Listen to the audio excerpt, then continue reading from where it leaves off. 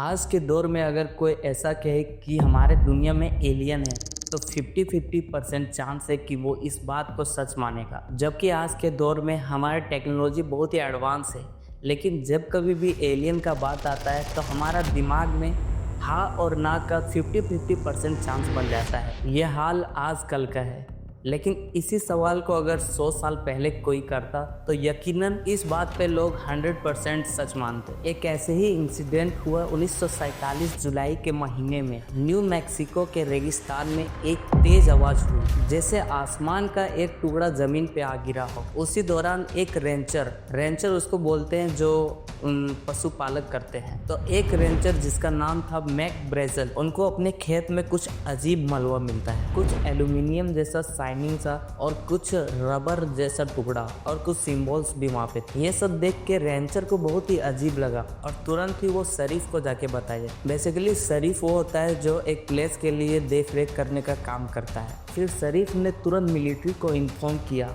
और तुरंत ही मेजर जेस मार्शल वहाँ पे आते हैं और इन्वेस्टिगेशन को शुरू करते हैं। फिर जो हुआ वो मीडिया में तूफान ला दी। मीडिया के हेडलाइन में लिखा गया फ्लाइंग सॉसर पकड़ी गई। ये खबर हर जगह छाई हुई थी। सबको लग रहा था कि लगता है एलियन आ गया। फिर एक दिन बाद वही मिलिट्री ने प्रेस कॉन्फ्रेंस बुलाया और कहा गलती हो गई, ये तो बस एक वेदर बलून है। लेकिन सवाल यहाँ उठता है कि अगर ये वेदर बलून था तो पहले एलियन शिप क्यों कहा गया, और अगर ये एलियन शिप नहीं था तो आखिर इसके पीछे का सच्चाई क्या है। चलिए इस वीडियो में हम लोग इसी के बारे में बात करते हैं और जानते हैं कि आखिर सच क्या है।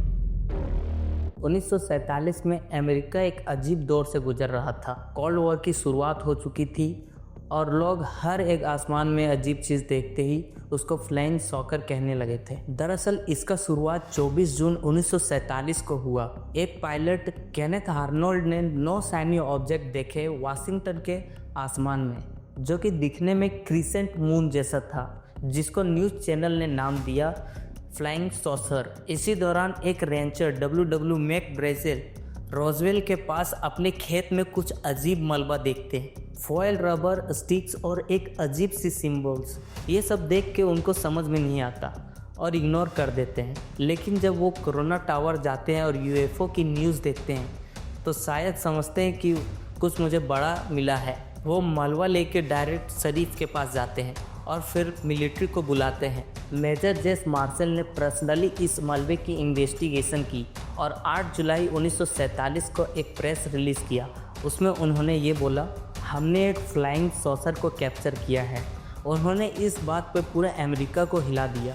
जस्ट एक दिन बाद 9 जुलाई 1947 को मिलिट्री ने अपने बात को बदल लिया और ब्रिगेडियर रमे ने प्रेस कॉन्फ्रेंस बुलाया, जिसमें उन्होंने बोला ये कोई स्पेसशिप नहीं है बल्कि ये एक वेदर बलून है। मीडिया को वही मलबा दिखाया गया जिसमें फॉयल, टेप, स्टिक्स और एक फ़ोटो भी रिलीज़ हुई। ये कन्फ्यूज़न ही बन गया कॉन्स्पिरेसी थ्योरी का बीज, जिसके बाद इस पे कुछ ज़्यादा काम नहीं हुआ और 1990s में कुछ सीक्रेट मिलिट्री फाइल्स डिक्लेरिफाई हुई और तब सामने आया एक नया नाम, प्रोजेक्ट मुगल। ये एक top secret cold war program था जिसका पर्पस था सोवियत यूनियन के न्यूक्लियर टेस्ट को पता लगाना। हाई एल्टीट्यूड बलून में माइक्रोस्कोप लगाया गया था ताकि एटमॉस्फेयर के एक साउंड चैनल के एक साउंड वेव को डिटेक्ट कर सके।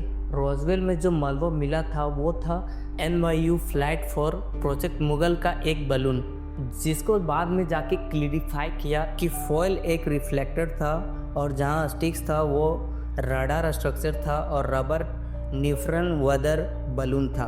और जो एलियन राइटिंग दिखाई गई थी वो सिंबल्स जो एक टॉय कंपनी की टेप थी जिसमें पिंक पर्पल फ्लावर बना था, यानी एलियन नहीं मिलिट्री टेक थी। लेकिन उस टाइम के लोगों को समझाना ये चीज़ बहुत ही मुश्किल थी। लेकिन रोजवेल की कहानी बस यहाँ पे ख़त्म नहीं होती। 1947 के बाद ये केस को 30 साल के लिए बंद कर दिया गया और फिर 1978 में यूफोलॉजिस्ट सेंटन फ्रेडमैन ने जैक मार्शल का इंटरव्यू लिया। मार्शल ने बोला, मुझे मालूम है वो एलियन का स्पेसशिप था, वेदर बलून तो बस एक कवर अप था। इस इंटरव्यू के बाद मीडिया ने इस कहानी को दोबारा जिंदा किया। 1980 में द रोजवेल इंसिडेंट नाम की किताब आई जिसमें एलियन बॉडीज़ का भी दावा किया गया और फिर बस ये एक मिथ बन गया, एक pop culture phenomenon. TV, movies, memes और फेस्टिवल, सब जगह रोजवेल छाया हुआ है।